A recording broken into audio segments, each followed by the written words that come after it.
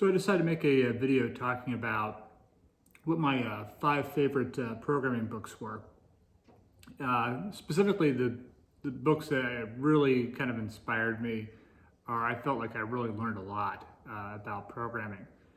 So it's interesting when you first start. One of the things you start looking at is any kind of reference that you can use to give you an idea of not so much how to learn the language and stuff, but also how to write good clean code. So when you write your applications, you're writing really solid applications. And so I decided, I talk about my own personal experience.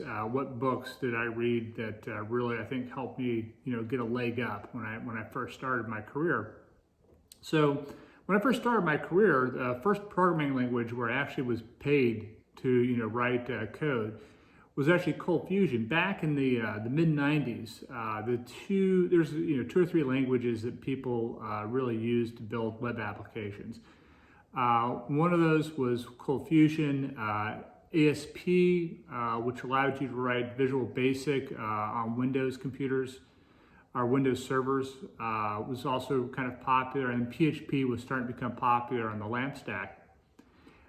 So the company I worked at, we decided to adopt Cold Fusion. We were using ASP before that, and so I was trying to get a leg up with people who are a lot more experienced than I was on this platform.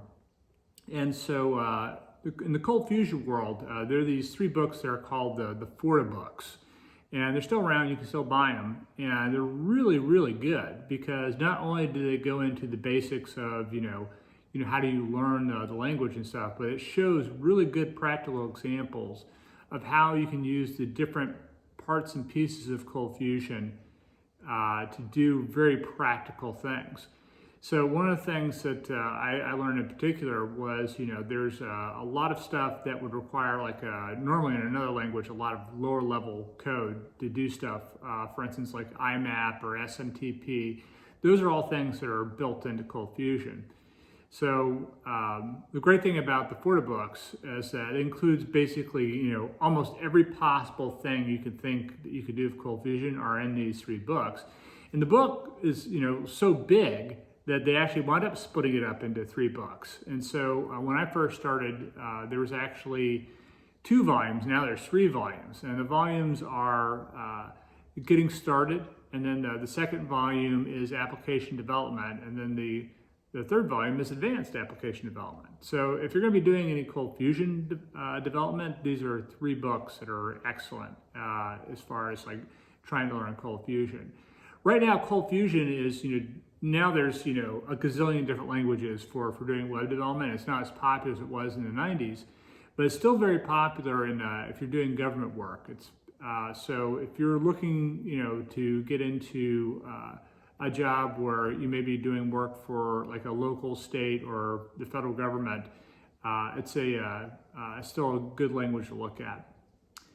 The next book I was going to talk about is going to be was often referred to as the Gang of 4 book. The Gang of 4 book is actually a book called Design Patterns. And I have a copy of it right here.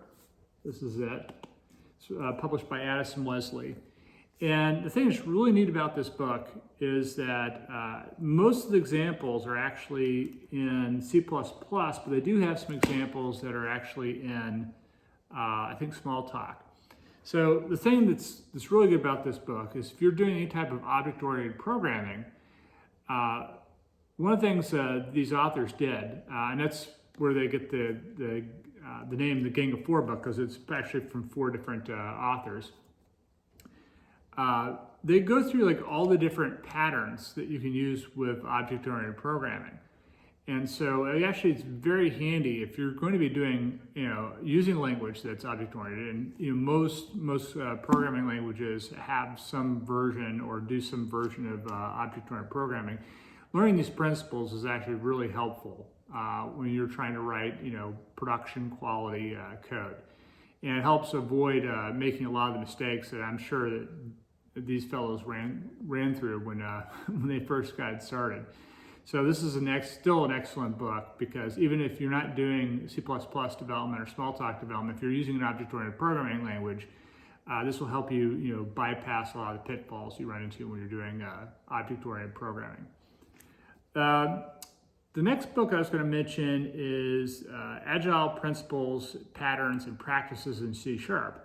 So the thing that's nice about that book is that obviously it's geared towards C# or .NET development, but the principles still apply to, if you're doing Java or Swift or Kotlin development. And that book's actually from Bob Martin, and or sometimes he's referred to as Uncle Bob. And one of the things they go through is the solid principles. And if you're not familiar with the solid principles, I'll probably do a video on that at a later date. But those are basically principles that you should apply when you're writing code. In particular, with if you're working with teams and you're doing agile development, but I think it applies even if you're doing waterfall development. These are still really good principles to follow. The next book I'm putting in here is going to be what it's referred to as just the Swift book. And if you're doing any type of iOS, macOS, tvOS, watchOS, the language of choice right now is Swift. And Swift is actually still a fairly new language. It wasn't first released to the world until about 2014, so it's only been around for about 6 years. And one of the things that the team at Apple did that was very good is they did a really good job of documenting the language. And so they actually do a pretty good job of going through the language and documenting what all the different features of the language are, how do you use those, and they get into some really detailed stuff around generics, closures, you name it. Every feature of language is well documented in that, and they give really good examples in there on how you can use those. So I figured I'd go ahead and give that one a mention, just because I thought Apple did a really good job with their documentation around Swift. And then the last, this is one of my personal favorites, is JavaScript, The Good Parts. And it's actually a book from Douglas Crockford. And if you're not familiar with Douglas Crockford, you can go on to YouTube, and there's a bunch of different technical talks he's given on JavaScript. And he's really he's actually on the ECMAScript Standards Committee.